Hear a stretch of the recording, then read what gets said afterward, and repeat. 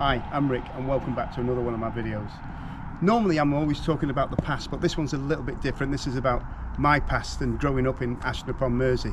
I grew up just down the bottom of this road, Brayton Avenue, and I've come to a specific property here because it holds significant history relevance to Ashton Upon Mersey, and I'm going to show you. So at the bottom of Hawthorn Lane here in Ashton Upon Mersey, between Buckfast, and behind me lived a very, very well-known guitarist. His name was Rourke, and he lived here with his brother and his family at number 17 Hawthorn Lane in Sale. When I was about 12, I used to come up here. We start our journey up here towards the rugby club and down to the banks of the Mersey, where we had we just spent time down there. But I used to come past this house and I used to see a ginger-haired man, and his brother was also stood next to me a few times, and little did I know they were in a famous band, and it was the Smiths. So when we came past the front door here, used to be lots of bottles of pop, and we had a black Labrador called Danny, and we'd take the dog down the Mersey, and we'd probably have him most of the day, then we'd bring him back. Sometimes you would see fans and girls all sat on these posts. This carport's changed a little bit, but I've spoken to the owners, and they're going to send me some pictures of what it looked like when Rourke lived here with his family. He's also shown me a little mural that was on the wall, which has been papered over now, but I'm also going to show that in a short while. But just to imagine back in the early 80s, Andy living here, and he was getting visited with his good friend Johnny Marr out of the Smiths. There were 4 of them in total. We had Mike Joyce on drums, Andy was on bass, we had Johnny Marr, who was an absolutely amazing guitarist, and we had of course Morrissey, an unbelievable writer, and I've never known anyone write lyrics like Morrissey does.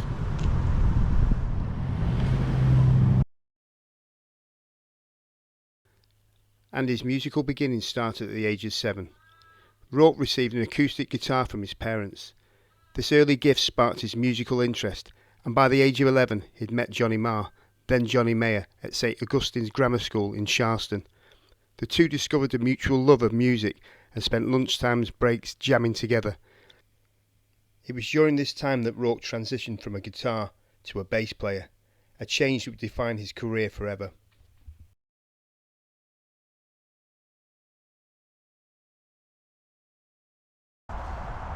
Along here was a little bit different when I was a kid. This is the playing fields of the local school here, and back then you could walk directly onto the field. There was just no fencing like we've got today.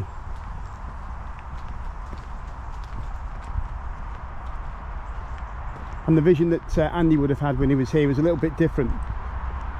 The Carrington Spur has been built now, but back when I was younger, and I was 12 to 17, this just led directly towards the cricket and the rugby club at Ashton Upon Mersey.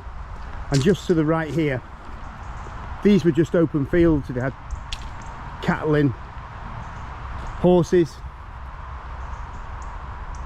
and the little passageway here that leads all the way to St Martin's Church. Hopefully it's still navigable. It looks like it's still maintained, but sometimes it did get a little bit overgrown. But that's the view that Andy would have had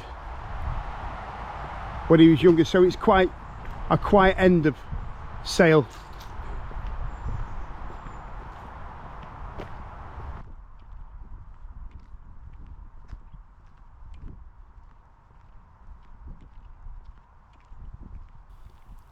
Andy joined the Smiths shortly after they formed in 1982. He played on all 4 of the band's studio albums: The Smiths in 1984, Meet His Murder in 1985, The Queen is dead in 1986, and Strange Ways, Here We Come in 1987.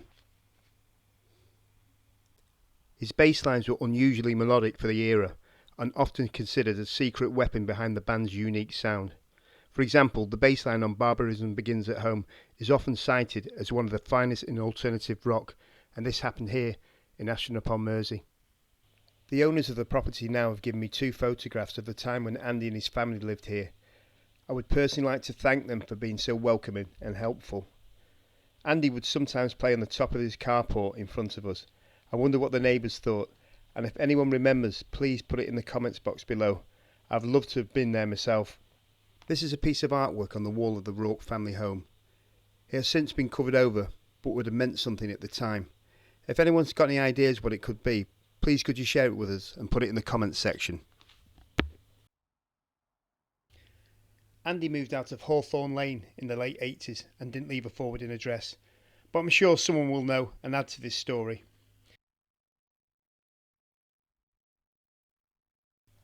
Andy struggled with his own demons like any other people of his age while with the Smiths, but he recovered and remained active in music.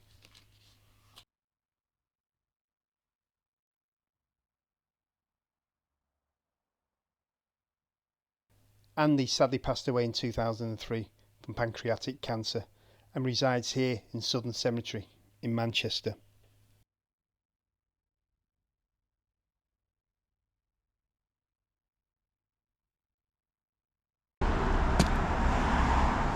Welcome to Southern Cemetery. I'm just outside the gates here, mentioned in the song by the Smiths, the cemetery gates, and I'm sure they're going to be making my way down to Andy Rourke's grave.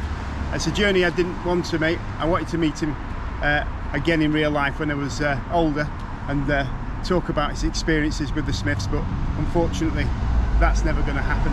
So I'm going to make my way down to the grave and just pay my respects there.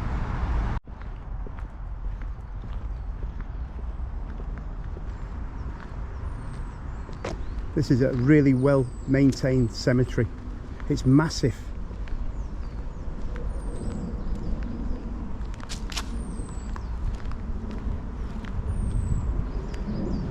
Each individual grave could tell its own story. You could write a book on every single person in here because everyone's got their own story.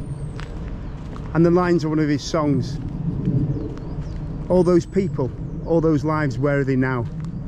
With loves and hates and passions just like mine. They were born and then they lived and then they died. Seems so unfair. So I've researched where his grave was. So basically you're coming straight through the main gates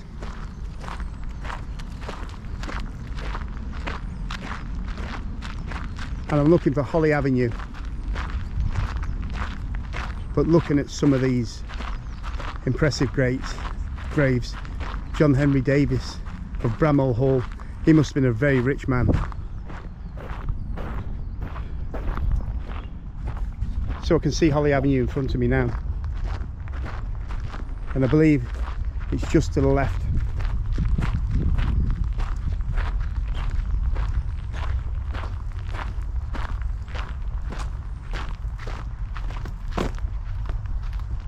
Yes, and there he is.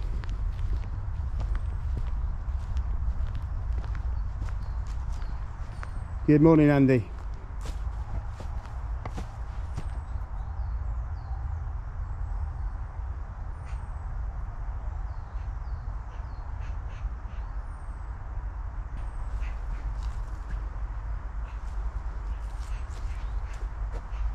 See, people walk past this. You get to a certain age, you know, I ask younger generations, you remember the Smiths? And some don't, and quite a lot of them do. But you can see that musician, husband, father, son, brother and friend. One of the most gifted and greatest bass guitar players, and there is no doubt about that whatsoever.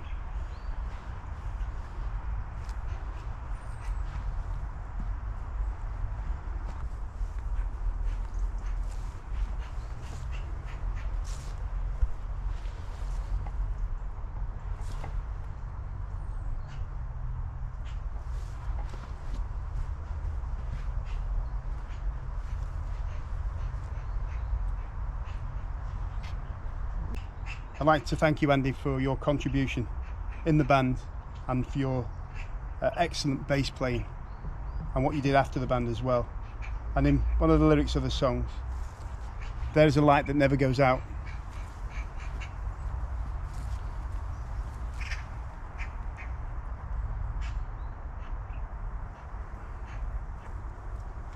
Your music will live on forever, and once again, thank you for that. It was very influential on my childhood, and to see someone local to actually make it into one of the biggest bands in the world, it's very humbling for me to be here.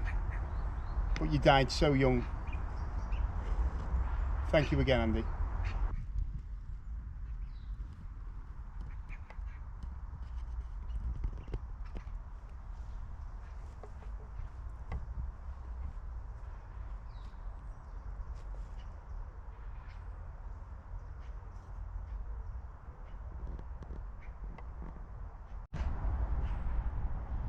This cemetery also holds some other famous people. We've got Lowry here, we've got Tony Wilson, and we have the great Sir Matt Busby. So if you want to research and find out where the graves are and you want to pay the respects, do so.